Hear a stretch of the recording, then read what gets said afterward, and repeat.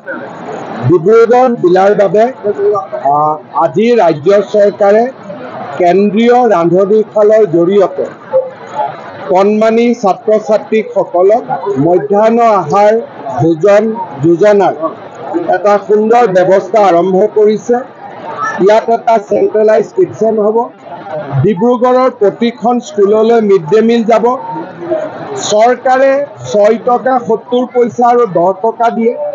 অক্ষয় পাত্ৰ ফাউণ্ডেশ্যনে নিজৰ পৰা আৰু পুঁজি লগোৱাই 12.5 টকা 12 টকা 50 পইচাৰ সমমূল্যৰ মিড ডে মিল পুষ্টিকৰভাৱে ছাত্ৰ ছাত্ৰীসকলক খুৱাবৰ বাবে এই আঁচনিটোৰ জৰিয়তে কাম কৰিব। কেন্দ্ৰীয় কিটচেনটো নিৰ্মাণৰ বাবে ৰাজ্য চৰকাৰে 25 কোটি টকা ব্যয় কৰি ইয়াতে আমাৰ জনপ্ৰতিনিধিসকল 1 লাখ ল'ৰা-ছোৱালীৰ বাবে খোৱা বনাব পৰা ব্যৱস্থা থাকিব। এই আঁচনিটোৰ কাৰণে কোনো মিড ডে মিলৰ ৰান্ধনীৰ চাকৰি নাযায় আৰু তেওঁলোকে ৰন্ধাৰ পৰিৱৰ্তে স্কুলত বিলোৱাৰ ব্যৱস্থা কৰিব। গতিকে ইয়াত কাৰো চাকৰি যোৱাৰো প্ৰশ্ন নাই। সুন্দৰভাৱে এটা উইন উইন চিটুৱেশ্যন সকলোৰে বাবে হ'ব। Assam is a critical state.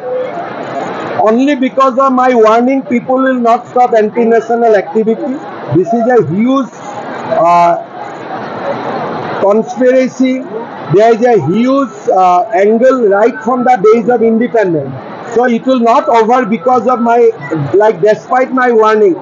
It is not that easy. It is a hard work. We have to keep on doing it.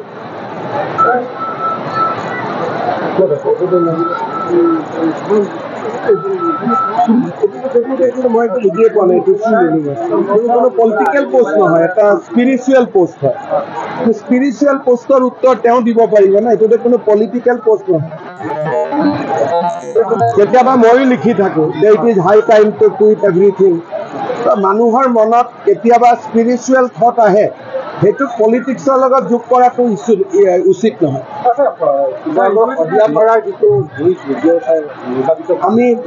আমি তাক লৈ চিন্তিত। মুখ্য সচিবে কথা বতৰা পাতি আছে আৰু নতুন এক্সপাৰ্টো আহিছে আৰু আমি ONGCৰ লগত মহানগৰ আৰু কামৰূপ জিলাত এই আঁচনিটো আগৰ পৰা চলি আছে। যোৰহাটত আমি আৰম্ভ কৰিছিলোঁ। এতিয়া মাজুলী, নলবাৰী, ডিব্ৰুগড়, লখিমপুৰ আৰু তেজপুৰত এই আঁচনিটোৰ নিৰ্মাণৰ কাম বা যিটো কনষ্ট্ৰাকশ্যনৰ কাম চলি আছে। पक्का लिया गया।